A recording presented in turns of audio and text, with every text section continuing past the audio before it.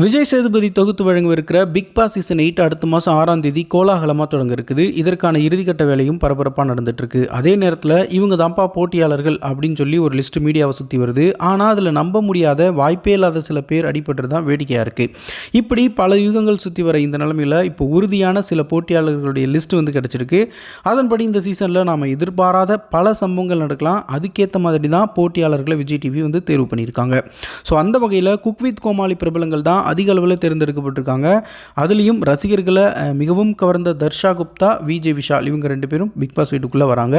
மேலும் விஜய் டிவியில் இருந்து இப்போதைக்கு காணாமல் போயிருந்த தொகுப்பாளினி ஜாக்குலினும் உள்ளே வராங்க. அவரை தொடர்ந்து சமீபத்தில் பயங்கர சர்ச்சையில் சிக்கின பாடகி சுசித்ராவுடைய முன்னாள் கணவர் கார்த்திக்குமாரும் பங்கேற்கவிருக்கிறாரு. அடுத்ததாக மகாராஜா படத்தில் விஜய் சேதுபதியுடைய மகளாக நடித்த சஞ்சனாவும் போட்டியாளராக களமிறங்க இருக்காங்க. அவரை தொடர்ந்து காதல் ஜோடியான சோயா, டிடிஎஃப் வாசன் இவங்க 2 பேரும் வந்து பங்கேற்கவிருக்கிறாங்க. அடுத்ததாக குக் வித் கோமாளியிலுடைய லேடி டான் மாதிரி இருந்த அன்ஷிதாவும் பங்கேற்க இருக்காங்க. இவர் வந்தால் அவர் வரணுமே அப்படின்னு நீங்கள் கேட்குறது எனக்கு நல்லாவே கேட்குது. அதே தான் செல்லம்மா சீரியலில் இவருக்கு ஜோடியாக நடித்த அர்ணவும் பிக் பாஸ் வீட்டுக்குள்ளே வராரு. நிச்சயமாக இவர் ஹீரோயிசம் அப்படின்ற பேரில் ஏதாவது ஒரு கேவலமான விஷயத்தை பண்ணி சர்ச்சையை கலப்புவார் அப்படின்னு எதிர்பார்க்கப்படுது. இதை தொடர்ந்து சுனிதா கிட்ட வந்து இப்போ பேச்சுவார்த்தை நடத்திக்கிட்டு இருக்கிறதா சொல்கிறாங்க. உறுதியாயிடும் அப்படின்னு சொல்லிட்டு இருக்காங்க. மாடல் சௌந்தர்யா, டிஎஸ்கே இவங்கெல்லாம் வந்து பிக் பாஸ் வீட்டுக்குள்ளே வராங்க.